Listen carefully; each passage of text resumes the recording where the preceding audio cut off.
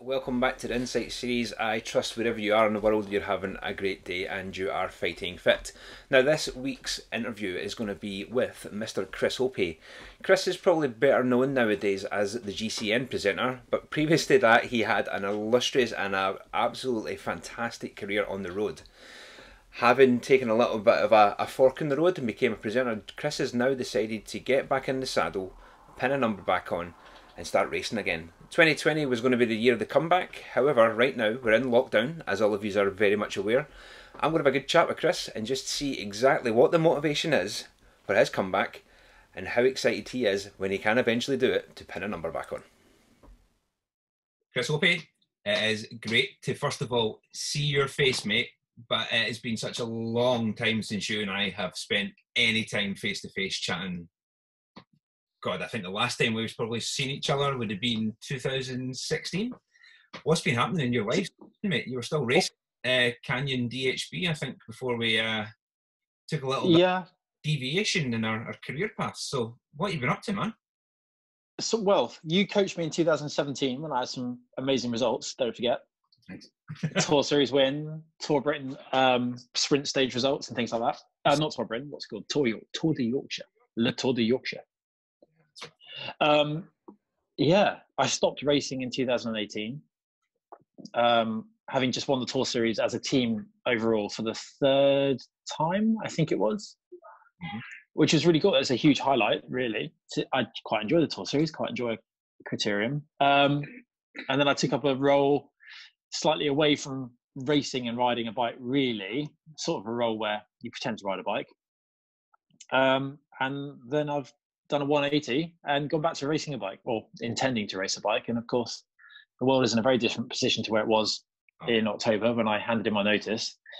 And I find myself in a very weird situation, sort of not quite limbo, but I'm in a position where I want to race my bike. I can't quite race my bike. I get to ride my bike a lot. I get to ride for a team. Yeah, it's really bizarre. And I'm sure lots of people are in a similar situation where life is just weird at the moment. Yes, I think that's one thing that you coach as well, Chris, with Ditchy coaching as well. And it's quite a tough space just now, just trying to keep people motivated and make them try and use this as an opportunity that we're never going to get again to kind of, I'm not going to say redefine ourselves as athletes or anything like that, but it gives us a chance to kind of be a bit more kind of retrospective and look at where we are right now and what we want to look like when we come out of this, because we're going to come out of it at some point. But to go back to kind of like your deviation, obviously you were riding with Canyon DHB, incredibly successful career. Was it the you lacking motivation to race? Or did GCN come to you and Hank and have this fantastic offer that you just could not refuse? Because I will say this, you're a great presenter. You're brilliant. You come across really, really well. Hank as well. I mean, you guys are like a good little pair, kind of off each other really well. And I thought actually your presenting was top notch, mate. So you certainly took to it like a duck to water. But what was kind of defining kind of moment that you went, I'm going to do that? It's a very difficult question to answer, in all honesty. A lot of things led to it. There was a situation where one of the sponsors became bankrupt, and I've never really given anyone the full reason ever. Essentially, our salaries were halved a week before Christmas in 2017, which made it no longer viable for me to continue racing. I've got a family of 2 children to support. I was the breadwinner, as it were, in the family at the time.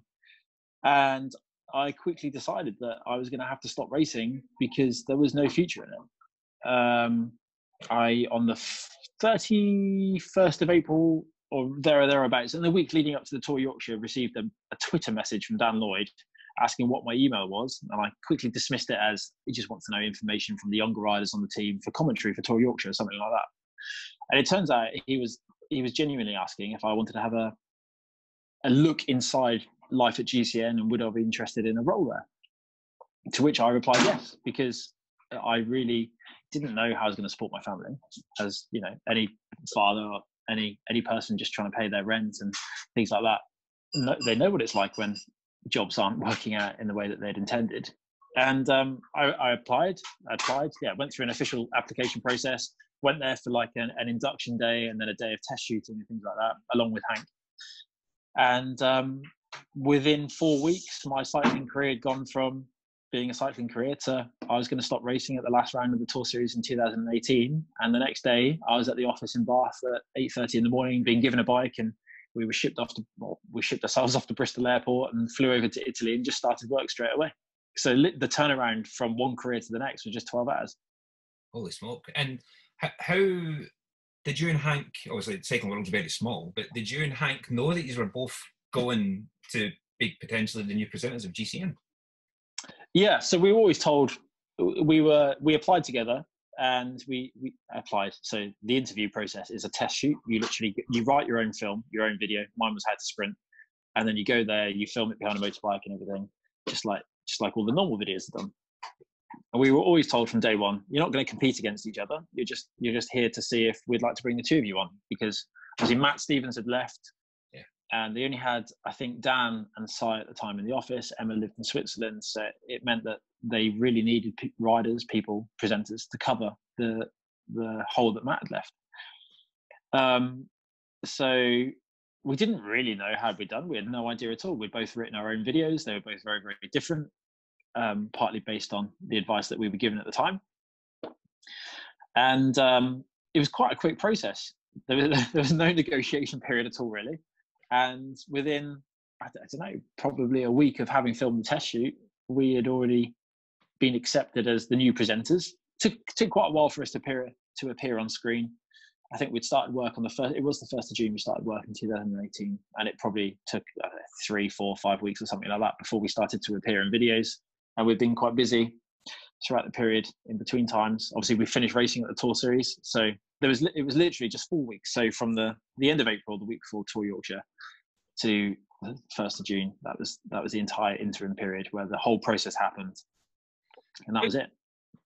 I kind of look at you and Hank as kind of like the Laurel and Hardy of GCN. It's or maybe that's Dan and Matt when Matt was still there, but they always managed to get such great characters. And obviously Connor's now taken over as well, and he looks like he's really putting out some pretty cool content considering he's doing it in his front garden, which is a little bit definitely gardens, to be honest with you. But how was there much adjustment? Obviously, it must be quite a grueling schedule you've got, probably just as grueling as it was when you're a full-time pro. Yeah, it's very different actually. I think as a bike rider, you're in control of your own destiny. You decide what time you go training, what time you do the other bits around, the fill-in bits of life that have to happen and things like that. Whereas it really is a 9 till 5:30 office job in Bath, and that's a massive culture shock. Yeah, it really is. The fact that they can get guys like Connor in now just shows the success that they've had and how well they've done in the early years to appeal to guys like Connor. But yeah, when I first joined, for the first 6 months, or 7 months, I worked from home 2 days a week. So it's 3 days a week in the office, and that's kind of manageable. You then get to go home 2 days a week and plan your own time in, plan your own day in, and that was fine. It really changed for me though when we moved up country up into Gloucestershire, and it became a full five day a week office job plus the trips and things like that, and that's the massive difference. That was hard because I've spent my entire life outdoors riding bikes or growing up on a farm and things like that, and then to all of a sudden be inside of an office for 9 till 5:30, apart from your lunch break, commute an hour and a bit each way. It was just a very different job to the one that I thought I was going to be doing. Yeah. It's okay. I can accept that now. But at times it was very hard to deal with, actually. The thing is, though, is that at least you embraced it. And I think a lot of people have to remember that even now, in the decisions you've made now, you're making those decisions based on the information you have at the time. You're in a situation, you're in a really sticky situation. Your salaries had been chopped, worrying about your kids, being the main provider, and literally they threw you a massive bone by having this opportunity to make sure you can still support the family and be that bread earner and keep the loaf from the door, as they say. But I think I'll go back to it again. I think you were great. I I was surprised, but then I wasn't surprised at the same time. But I thought you'd done a great job, mate. So that's obviously came to an end. When was your official last day at GCN? So officially, that's how deep do we want to delve into mental health here? Officially, my last day should have been April the 6th, and I thought you were going to say. I actually left. I thought you were going to say tomorrow. No. GCN they were incredibly supportive of my decision to return to racing, of my decision to leave. They were far and away more supportive than a company could have been or should have been, and any of that, to which I'm very grateful. I actually left on the 4th of February through a minor breakdown of my own, to which I then had some counselling, some help with, and there are a lot of things that led to that event. Some things I've already mentioned just a minute ago about the way that my cycling career ended in the first place. And that's a real good point, though, Chris, because it's when and I still negotiate with this in my head daily, is that when you decide to stop, whether you're forced to do it or you actually decide to do it, your process might have been a little bit more delayed than my process, but because you went straight into something else and it was all a bit kind of whirlwindy and you were really, really busy. But through, hey, yeah, I'm gonna have to say goodnight to my little babies. Oh, there he is. There's Boz. Say hi to Jimmy. Hey, mate. He's Scottish. You won't understand him. Oh, don't be like that. But okay. I couldn't resist. Sorry. He's grown a fair bit, hasn't he? It's scary, yeah. 8 and 3 months now. It's unbelievable. The muscles on that little boy. It's not a huge surprise because I'm the kind of stock he comes from. I think you're going back to what we're saying is that you've been that busy cultivating a life within a sport, and you've been at it since you were a nipper. You know what I mean? You've fully embraced culture. You moved to Holland. Your wife's Dutch. It's like you've embraced the European culture in the way in which the sport is. But then suddenly one day to wake up and that not be your job. I still fight with it. I find ways to keep myself motivated, and you're kind of you still hang on to that identity, because ultimately that's what's happened. Yeah. You've lost your identity, and although it's not the same as dealing with a bereavement, you go through similar kind of phases. You kind of deal with the loss of your identity, and then you kind of come to terms with it, and then you'll rebel against it. And I think maybe going back to what you said about how you kind of felt a few months ago is that it might have been a bit more delayed, but now you've responded in a very, very positive way. And I think the most important part of what you've realised is that you're doing what makes you happy. And yes, I think ultimately that's the most important thing. You're probably a nicer person to be around as well, I'd have thought. Yeah, if Micah comes back down in a minute, we can ask her about that. It was really hard. So I've had counselling this year for the first time ever, which I'm now starting to not necessarily wean myself off, but we have less frequent meetings than we had to start with, which proves how much it works. And it turns out I was, in a way, dealing with post-traumatic stress disorder. And you kind of think to yourself, no, that's not possible, because that's something that only happens to people that have been to war or people who have lived through really horrific things. Whereas I hadn't really. I'd had to change jobs. But when you kind of compute the fact that I'd done my original job since I was 9 years old, in my head, that is, I'd lived my life the way I was for over 20 years, that when it's then taken away from you for whatever reason, it's a very difficult thing to deal with. And coming to terms with that actually is very helpful, because then you realize, okay, I've had this is how I'm going to deal with it. This is how I'm going to go forwards and live my life forward. So it's been the last 3 and a bit years actually of my life have been a massive learning curve, and it had to happen at some point. But it then really sets myself up for the future and how I'm going to approach things, how I'm going to deal with things as they come my way. Because life for anyone isn't plain sailing at all. I think, that's when you're a child, you just you expect that every adult knows what they're doing. Everyone has got their own little plan, but in reality, the coronavirus is proving that actually a lot of things aren't really under our control. No, absolutely. I think it's for anyone who's watching that, I think it's important. I think obviously the situation we're in right now highlights an awful lot of these things and sometimes magnifies them in quite a negative way about mental health. I mean, trauma, whether it's, like you said, post-traumatic stress, people go, whatever, but trauma's trauma. And it's when you've either been in a highly stressful situation or you have been in a situation which has been so normal for so long and then it's taken away, whether it's someone's in drug reform and it's cold turkey, that's ultimately what you're doing. And you're really, really at that point where it's, again, it goes back to that almost that grieving process you have to go through. And it has definitely been delayed when it came to kind of your side of things, I think. But the best part of this whole thing is, mate, that now you've decided to get your leg back on a bike, pin a number on when you can. And that's mega cool. I'm actually really, really jealous of you.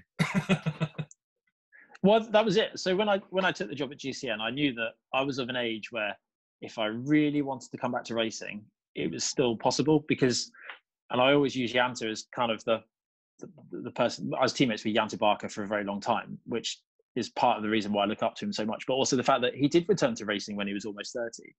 And then actually some of his best years were when he was 32, 33, 34. And I don't, it's not possible to argue with that. Some of his results were really, truly outstanding. So I always kind of use that as, if I really want to, I can. Yeah, Jano's a great example of that, because I think probably the best years of his life was with the years when we were all together. Which again was a great team for so many great reasons. It was revolutionary. Matt Pryor and worked with Steve Benton and Matt and everyone who was part of that, Simon Chappell and all that. That first 2 years was brilliant, and the aspiration and stuff like that was really, really high. And I've got some of my best memories actually of bike racing in that car or in those meetings or on that bus with you guys. And what I really loved about that was the fact that I had stopped racing, and I kind of, like you, done a role which I had never really thought I would do. I never wanted to be a DS or any of that sort of stuff, but it turned out that I was relatively decent at it, and it filled 2 years of my life before I decided to understand and know what I wanted to do when I grew up, which I'm still working on. But I loved those years, and you know, the only issue for me was that a lot of things had happened in my life with relatives and you know, things going on with people passing away and lots of family-based trauma again. But I, like you, had decided to lift the foot, and it takes a lot of guts to do that, Chris. And you know what I mean, it's really tough to go, this, actually have a good look at yourself and go, this isn't actually working for me. I need to be honest with myself, be honest with my family, and realize what makes me happy, because it's very wishy-washy and quite cliche, but that's the whole gist. It's being a happy person, which means that everyone around about you is a happy person, but also understanding what's important. And I think for you, and I've always said this about you, is that incredibly family orientated, and your kids and your wife are your soul, and they're part of you. And it's great that they've always been there for you, and they've always been that support. And you could see from years ago when you were that little annoying nipper guy, it kept on getting in the way in the sprint finish. But eventually we realised, holy smoke, this dude is really fast and we need to do something about him. But I loved those years of working alongside you and Yanto. But it just goes to show that, you know, there's the sport's changed, training's evolved. There's always a chance. You know, if you've got some kind of background and you've got some sort of pedigree, if you apply yourself, which I'm sure you're doing a very good job of right now, why not? Why can't it work? Well, no, exactly. So the biggest thing was, I knew that returning to racing was going to be this escape for me. It was going to get me away from, or I felt like it was going to get me away from all the problems that had kind of built up. Whereas actually probably the counselling is what's really gotten rid of all the problems. Nonetheless, my identity since I was 9 years old was someone that rides a bike. So I needed to be riding a bike, because otherwise I was going, crazy. I don't think it's an exaggeration to say. And again, if Michael was sat here right now, she'd be saying, she'd be sat here nodding her head. so in January, February, it's so easy to go out and train because I was like, no, this is going to be the answer to all of my problems in life right now. I'm going to feel like me again. My family will have the real me back because I wasn't myself anymore. You know, as you touched on before, I was very difficult to live with, and I'm incredibly fortunate that those three people have stuck by me throughout all of the difficulties that I've been through over the recent periods, because you close people off, don't you? When you're struggling, you close one off at a time, and then the next one drops off, and you just end up in your own tiny little bubble of almost torture. Yeah. And it's really hard to then break that chain and that cycle, and to all of a sudden realize that actually, no, I shouldn't be pushing these people away. I need to open up to these people to allow them to understand what it is that I've gone through. Even if they can't understand, I need to try and explain it to them. And slowly but surely, you start to reel them back into your little world, and your world then starts to grow again. And that's kind of how I've experienced the last, it's quite a long period, probably since a crash in the Tour Series in 2017, I'd say. That's probably the start of it. I never really quite regained the same form or motivation that I had before. And yeah, the final blow was indeed the salary that we mentioned before. And that was it then. I decided that enough was enough. I couldn't maintain, because cycling is full of setbacks. The life in general is full of setbacks. But if you've got a goal, an end goal, and the motivation to achieve something, then you kind of dismiss them as, I can deal with that. It's just another bad day, or it's another inconvenience, but I'll get over it. But I got to a point where there were too many of them. I just couldn't cope anymore. So I decided, instead of trying to cope, I'll just give up or try something different. You can't. I mean, it's quite the timing of this chat, and this is kind of going down a route I hadn't expected our chat to go down. But along with where we are right now in the world, and obviously it being Mental Health Week as well, it's quite apt. But it just shows you the fickle balance that you have in sport, where literally you're winning the Tour Series in Stoke on the Tuesday, on the Thursday you crash, and then it's just one thing after the other. It's like anything with a positive or the negative, is that once that builds momentum, it's really hard to push back against it. But I think, again, it just shows the kind of your demeanour and your general tenacity, that you're not willing to sit down and back out. And I mean, to come back now to racing, I mean, how old are you now? You're not that old, are you? I'm not that old. I'm 32. 32. Well, there you go. Prime example. But no, again, Yanto again is and I think even in the UK, we need riders like you in the bunch. We need riders. Yeah, because there aren't many guys over 30 left now, which is quite scary. Yeah, I mean, because when I grew up racing, and I'm sorry to say that you're a little bit older than me, Jimmy, but there were guys like you. There was you, there was Dean, there was Christian, there was Tom Southern. There was so many guys that were either very late 20s, early 30s. They'd been very successful bike riders, and they were there not just for younger riders to look up to, but they were also there to help steer young riders, even if it's just a few words at a time throughout an entire season or 2 seasons when you're racing against these guys. It makes a huge difference, because you start to realize there is a right way of doing things and there's a very wrong way of doing things. And it's very important to know that, isn't it? It's very important that as a young rider, if you've made a mistake, someone gently tells you. Some riders are better at telling you in a gentle fashion than others. But on the whole, actually, the names that I've just named, they were always fantastic at pointing out when you should do something in the right way and when there's a wrong way of doing it. Yeah, I suppose before me, it would have been, we lack that, because all the kind of figureheads that we had previously are gone. Obviously, I stopped a while ago. But I'm like at the same level as Christian and Dino and Yanto. But yeah, like Russ, yeah, obviously Christian, multiple British champion, Southam, Halesey, all these riders are like, you listened and you did as they said. But even before that, you had the likes of Chris Lilly. When I was coming into sport, like probably into like the big races, the premiers and stuff like that, you had Chris Walker, you had Malk, you had, Chris Newton, all these guys they wouldn't mince their words to tell you were doing something wrong. And then that then gets self-perpetuated all the way down the chain, where you actually understand, yeah, I shouldn't have done that. And then you then try and lead the next generation by example of that, don't you? Yeah, that's very important. But that again is, I can't think of many other guys around, apart from obviously your other man from Cornwall, Lamps, he's kind of the only guy sort of that neck of the woods, really, isn't he? I can't think of many other guys who are still floating around, unless Malk decides to have another comeback. But he could do. He's not 60 yet, is he? So what? No, I don't. I can't think of anyone either. It's a crucial part of the puzzle that's missing. Yeah, it's a funny one. I suppose you've got the young riders coming up, like Rory Townsend, who's been around for a long time, knows what he's doing. Even guys like we've lost a whole generation last year. We lost Bibby, we lost Moses, Johnny McAvoy, Rich Hanley, Mike Cooman. Yeah, all quality bike riders who know their way around about a race in any part of the world. Gone, and I don't know whether that's a coincidence that they all decided to stop at the same time, or it's just been kind of the way teams were falling apart left, right and centre in the UK. The investment was kind of going down a little bit as well, and the bubble was kind of shrinking a little bit. But yeah, I think there's a bit of that, but I also think that those guys I don't feel like they'll be gone forever. Having been through that sort of process myself, I feel like a few of them ride quite a lot still, and I feel like they've acknowledged they need to go and do something else for the main income.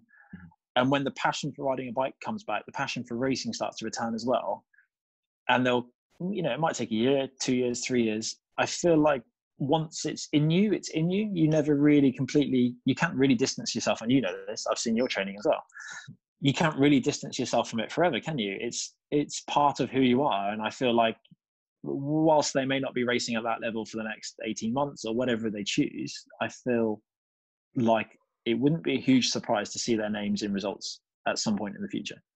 Yeah, I think you're right. I think, again, if it's in you, it's in you. I tried for years to deny it and just be, I'm not really that bothered and who cares? But this last 6 months, I've probably been more motivated than I've ever been, and definitely done a lot more bike riding than I have done in a while, and been a lot more motivated as well, because I think being a dad and having a little one and all this madness in the world, you want to be here as long as you can, don't you? And you want to make sure you're fit and you're healthy. And I've become that fat ex-pro dude. I mean, I went through phases of being overweight, don't get me wrong, but I don't want to be that guy. Really? Yeah, of course I have, man.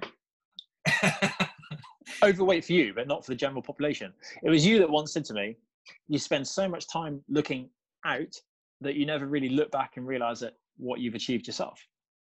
They were your words, Jimmy, in 2017 and 16. Well, I might have been saying those words quite a lot recently to myself. So maybe it's on my wall in my garage, but no, I think it's right. I think I've always said that the limitations you have are those that you accept from others and the ones you put on yourself. And I've realised that, you know what, I might be 41, but I'm going to nudge. I'm not going to ride premiers again because I don't know how motivated I'd be for that or a tour series again, but the great thing about the sport is that there's so many different facets, there's so many different outlets, different disciplines you can actually delve into. And I love riding off-road now.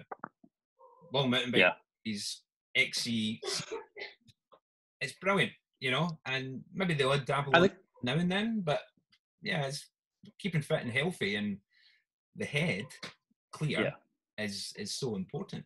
But that then leads and the off-road community. Yeah. Sorry, I was going to say the off-road community on a whole, it seems like a much healthier community than on the road. The road is very competitive, and it's, if I don't beat you, I'm upset. Whereas off-road, it's, oh, you beat me this week, that's really cool, well done. Maybe I'll beat you next week. But it feels very positive, and it has a whole different sort of take on how everyone approaches the event and how everyone communicates with each other. And it's just, that's what I'd like my kids to do, ride off-road, if they want to ride bikes.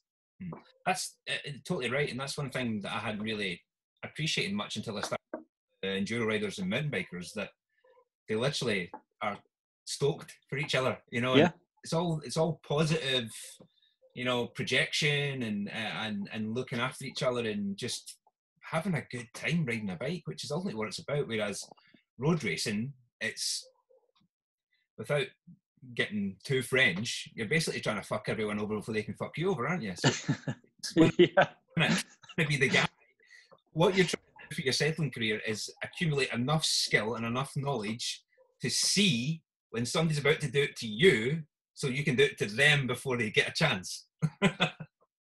Yeah, that's exactly it. That sums it up perfectly. Yeah, absolutely. So we spoke about before, little gap. Now we're back racing. We're back to your ride with Saint Piran, which is brilliant. Love Richie, love what they're doing down there. What was the motivation to come back? And then talk about your new YouTube stuff that you're doing to help promote the team. What was your motivation then, Chris, to come back, and what is it that's getting you out there riding? Is it a particular event? Is it the scene? Is it the social aspect? What's actually brought you back to having structure back in life and focusing on bike racing? So there are a lot of things, and there are a few very key pieces to the puzzle on the way back to ultimately the decision to return to racing. So it's a long story. You better get another glass of water. So I started hey, who said riding a little bit. Who said it was water? It's neat vodka. Neat vodka, sorry. I forgot you were half Polish. Last year, I got to a point where I realised I was quite unfit compared to what I'd been for my entire life. And I realised I didn't like being unfit. Alcohol, as much as I enjoyed drinking it, it was only enjoyable whilst I was drinking it. And as soon as you stop drinking, then you realise that actually there is a hangover, as you know, a metaphorical hangover. You feel less healthy, you feel less motivated, you feel less happy, you feel more miserable, all of these things. So I quickly realised that actually exercise was a really good fix for my mental state. And as long as I did around 7 to 10 hours a week of exercise, quite hard exercise, I felt good. I felt okay. And then I realized that actually I enjoy feeling fit and I enjoy getting fitter. And then in early May last year or June, I was asked by the sister network to GCN, GMBN, if I'd like to do the Leadville 100 for them, because they didn't have anyone available or that they felt would be able to do the event in the way that they were hoping. I'm incredibly jealous of that, because I watched it and I was like, oh man, I want to do that. I want to do that so bad. I promise you, it is the best thing on earth. Like I've always loved mountain biking. It's always something I've done in my spare time. And I've always probably actually enjoyed it more than road cycling since I got to a level where I felt like I was capable. So to actually go and do that, having read about it for years and years, as I'm sure you have, you know, in Europe, it's the big event that you get to read about in the States.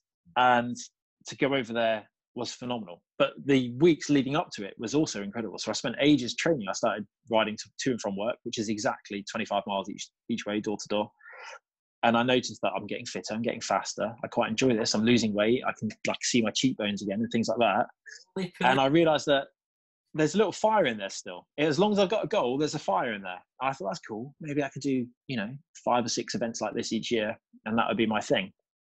So I went and I did Leadville, and I'm very pleased with how I did, considering I've never been to altitude like that before. And it's at just under 4,000 meters at the highest point, and the lowest point is still, I can't remember actually, it's the lowest point, 2,500 meters or something. Is very high. It is very hard to breathe.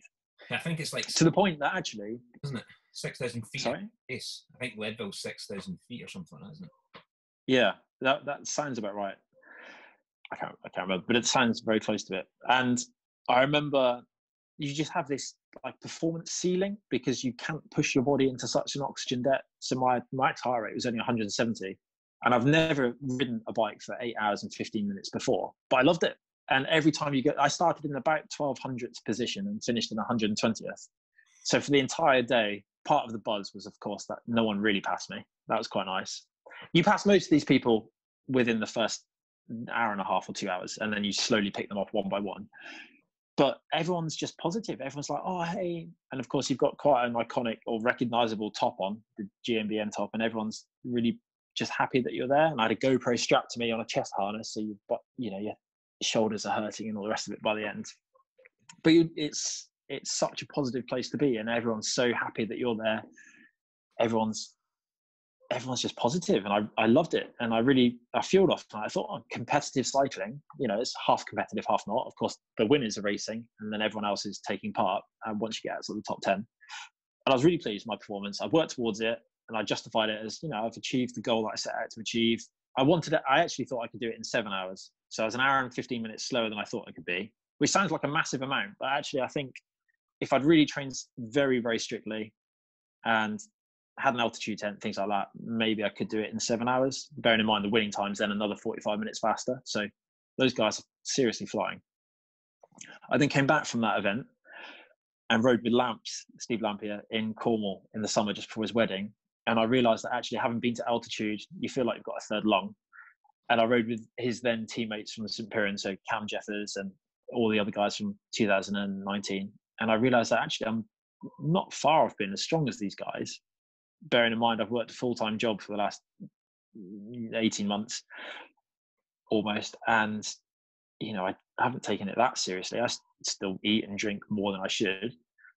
And then that was it. Steve said, well, we're trying to make the team a little bit bigger in the future. The Tour of Britain is coming to Cornwall in 2020, which of course is exciting. And I've known that for a long time because a guy called Dave Potter from Helston in Cornwall worked very, very hard to bring the Tour of Britain to Cornwall. So it all kind of started to fall into place. The idea that, you know, maybe the team could be of a level where they would be able to go and race the Tour of Britain in Cornwall. Obviously, that's not going to happen this year, but in the future, it could still happen that I could get to line up on the roads with Steve as a teammate on the roads that we rode when I was 12, he was 15, 16, and just dreaming about the careers that we went on to have. But it would have been beyond our wildest dreams to have that sort of event in Cornwall. And all of these little things fell into place. And then the final part of the puzzle was, weirdly, we had the opportunity to ride penny farthings and attempt to set some world records in that September and that October. Yeah. Worst vehicle on earth, I guarantee. And up until the attempt to set the record, I hadn't managed to continually ride it for more than, I think it was 10 minutes, because it was that painful. It was that uncomfortable, that painful, that stressful. So every time you push with your left leg, you have to counter steer with your right arm, because of course you're pushing the wheel to the right with your left leg. And if you push with your right leg, you have to counter steer with your left arm. Slightly easier on the banking of an indoor velodrome. But anyway, that event and that subsequent world record kind of reaffirmed in my mind, if you really want to push yourself harder than you've ever pushed yourself before, you still can. And that was the final piece of the puzzle then, coupled with the fact that the team were continuing their growth that they'd built on over the previous 5 seasons. That was it. I decided, no, I need to do something that actually makes me happy. Whilst it was a very comfortable job and it was a very relatively easy job, of course, you know, there are many luxuries. You get to ride nice bikes. Yeah, you work in an office and you write videos, and every now and again you get to on a nice trip. It wasn't quite fulfilling in the same way that sacrificing everything in life for one race is, if that makes sense. You know, when you build towards a race, you know, you've been national champion before, you know exactly what it's like. You build towards that one event, and when you achieve those goals, it's an unrivaled feeling. Nothing else can really match it, can it? And that was what I was missing in life, was I never had these big goals each year. Yeah, I suppose it's also not just the goal, but the process of towards that as well. But obviously, the Tour of Britain's delayed now to 2021. That in itself ultimately it's gave you another year, and the team another year towards that. It's not the way in which UK racing is right now. It's not out in the realms of reality, is it? There's a good chance that there could be a Cornwall-based professional cycling team riding round the roads of Cornwall, which, having done a Cornwall Games in my own town, mate, it is off the hook. It's like you'll be hearing your name like for hours. It's just ridiculous. Yeah. And that in itself would be a mega motivation, which I think I'm sure is a big motivation for you. But the fact that someone asked me what it was like doing it, that I explained it was that I used to ride around those roads, imagining I was in the Tour de France. Yeah, you run the commentary in your own head, don't you?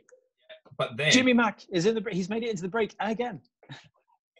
Maybe not. But the thought was that I actually got to ride around those roads with guys who just came from the Tour de France, which is kind of like a really weird moment in life. But I think this might be, the opportunity in overalls could be the fact that Saint Piran could be viably riding the Tour of Britain in 2021, couldn't it? Yeah, and that is a massive goal for us as a team. And it was a huge goal this year. Ultimately, this year came a little bit too early for the team and for us, I think, on the whole. But this extra year, for a lot of people, it is obviously a setback, this extra year. But first, it is potentially the gift of time. We just have to work out the correct way to use it, the way to get everyone on board and to elevate our level to the level of the race. And it's going to be a massive challenge. We do have the gift of time, which makes a huge difference. So yeah, it is exciting. And, we have a very, very good management team. It's not just it's not just Steve, it's not just Ricky, it's not just Colin.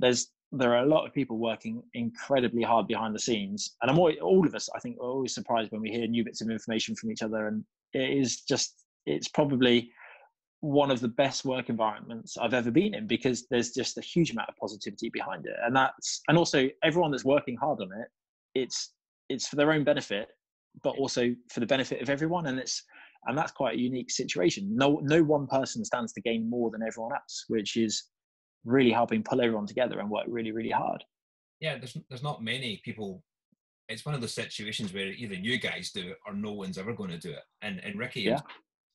The guy's energy is infectious. I mean, it's infectious, and you got having that kind of and I think people like that within the sport of cycling valuable. I mean, he's been a mainstay of the community down by you so many years, and now he's getting the chance to put all that experience and all that into something which could potentially be one of the biggest things that happen in Cornwall, isn't it? Yeah, no, it's so him and Steve are the two of the longest standing people that I know in cycling. Steve, we've ridden bikes together since 1998. My first bike came from Ricky in 1997. My first road bike. Oh, power cut. So it's like almost a homecoming, a reunion to work with the people that you've known for so long. And coupled with the passion, you can't argue with Steve's passion for racing either. Cycle sport and cycling are just, it is their life, and it is my life as well. And it's nice to finally use that energy for something which will hopefully, at least in our minds, benefit younger riders in Cornwall as well. Because when Steve and I grew up, I know 20 odd years ago, the world was very different, but there was no link between a young 9-year-old thinking, oh, I'd like to race, I'd like to try cycling, and an actual Tour de France spot. My point being, hopefully Saint Piran can play a link in taking a 9-year-old with dreams that he doesn't understand yet to the level where he could potentially get himself into a team where he is riding the Tour de France.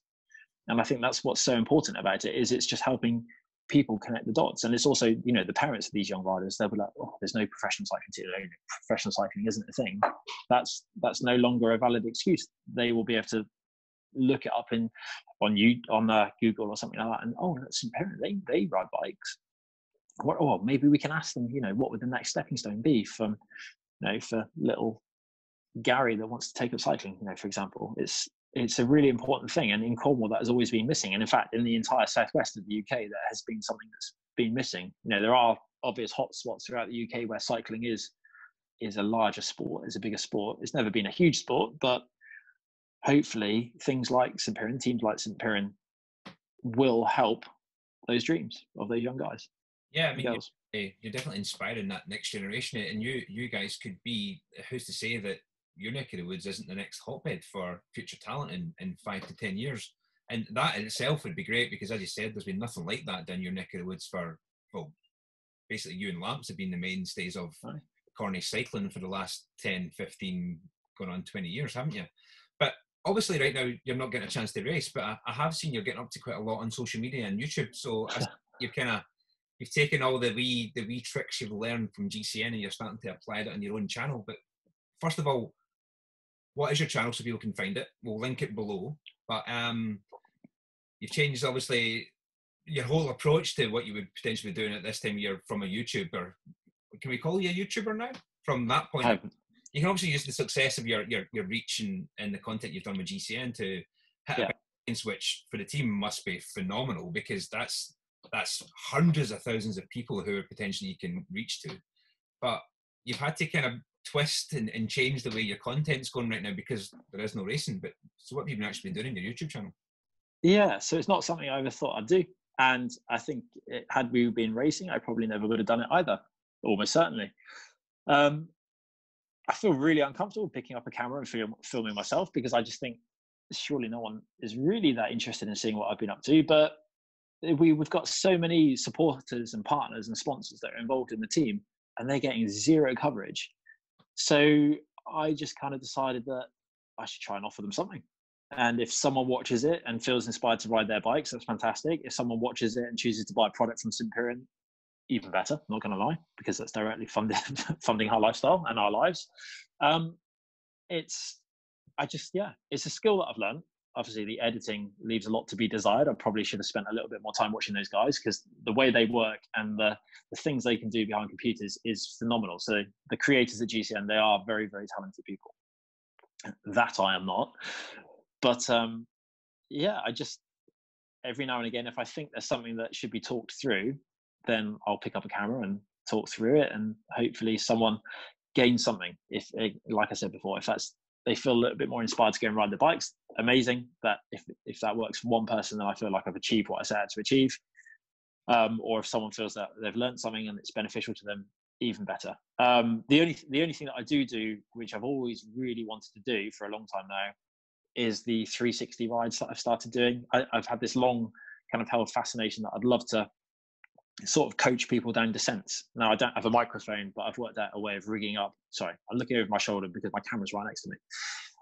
I've worked out a way of rigging up a microphone to record the audio to my phone and then try and sync it with the camera, and then to coach people down these descents, because a lot of people that are new to cycling don't necessarily know what they need to look out for on a descent. So if you or I were to ride down a descent, you don't even think about it. It's happening that automatically, isn't it? You don't think about, the white line's slightly raised there, so I won't go over it because there's that step from low tarmac to raised white line, which could potentially be slippery if it's wet, and all the rest of it, or the rainbow on the tarmac over there is oil, or there's a crease in the tarmac. All of these little tiny things, or just any tiny little detail. With the 360 camera, I can then actively, if I choose to or learn to edit better, I can highlight what it is that I've seen and where I'm looking, how I'm going to avoid it, what the escape plan is, etc.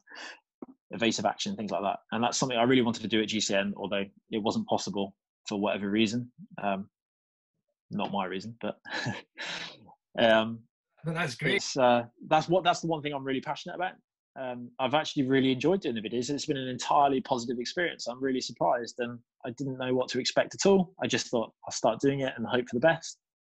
And yeah, I actually really enjoy replying to all the comments, which is again something I never took the time to do when I worked at GCN, because I didn't feel I had the time, because it was quite busy. But also I didn't feel as passionate about it as now. It's my own thing. So I've really enjoyed it. It's only been 3 and a bit weeks. I think today's the 25th. So 3 weeks and 4 days.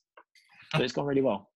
No, I think again it's a way for you to help get that reach out there and get the Saint Piran name on the block, get it out there to people who maybe don't have a clue what even Saint Piran is. Obviously, it's the Patriots, Cornwall.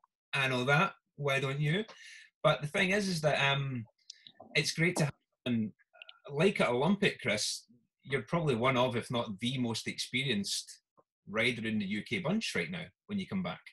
There's not many people who, if you look down your palmarès and see what you've done, the racing that you've done and the success that you've had, there's not many other people out there when you do finally come back and put a number on your back, or your handlebars, it doesn't mountain bike race, along with Steve. There's not many people there who have got what you've got, and people like you, we need to hang on to folk like you within sport, especially cycling, when you've got so many nuggets of information and so many chances for the next generation to jump steps and learning. But also with your YouTube stuff, you're opening it up to the wider public, and you're helping people just ultimately become better bike riders, aren't you? And that, for me, it's a win-win situation. You're helping your sponsors, you're getting your profile out there, but you're also giving back a heck of a lot to the sport as well, which ultimately is what you like to think you can do when you do put yourself into these platforms, isn't it? Exactly. I mean, it'd be a waste of my experience if I didn't try and do something with it. That's both my on-bike experience and the fact that I've learned how to stare into the lens of the camera. So that's why I feel like it's quite important to do. I always had a saying: eyebrows down, lose the frown. I get quite bushy eyebrows, you see. So eyebrows down, and then lose the frown. That was my little saying to get ready to go onto camera. Okay, I'll try and do that. Well, your eyebrows look good. my eyes disappeared though. But I think we've covered a heck of a lot, Chris, and it's been great to see you, mate. It's good to see that you're fit, you're healthy, the family are growing, obviously at an incredible rate of knots just now. The missus is good, but no, thanks for giving me your time, and we'll probably have a bit more of a dig into some of these conversations over hopefully a beer at a bike race at some point in the near future. whenever we're back on. That sounds like a very good plan. Yeah, but no, mate, honestly, thank you for your time, and very much appreciative of it, and good luck with everything. I think Saint Piran's a great initiative. I think having guys like you is going to help it go from strength to strength. So when we do get a chance to race, whether it's 2020 or 2021, I think it'd be pretty cool to see Saint Piran at the start of a Tour of Britain, and riding around those local roads of yours. So thanks once again for giving me your time and being part of this Insight series. And take care, mate. Well, no, and thank you, Jimmy. Thank you not just for your help in getting me to some brilliant results in 2017. It's very important everyone knows that. But also, Tour Series win, Yorkshire stage. But also in 2016, the time that you take to talk to us as riders, which was very different to the approach that lots of the other managers that we had that year took. And also then before that, when you were still racing, the time that you took, especially when you were riding with Rafa, that Jimmy Mack, the policeman of the bunch, all of that goes a long, long way to helping young, at the time I was young, it seems like a while ago now, but it all goes a long, long way to helping shape people's careers. And it's the sort of thing that people probably never really thank you for, but it does have a massive influence because it teaches the younger riders how to behave. And I'm pointing at myself then. Things like that, you've played a pivotal role, and it's important to be appreciated. I was getting a tear in my eye. Thanks. It's great, mate. We'll cut the recording at this. And again, Chris, always great to speak to you, mate. Thank you, Jimmy. Take care.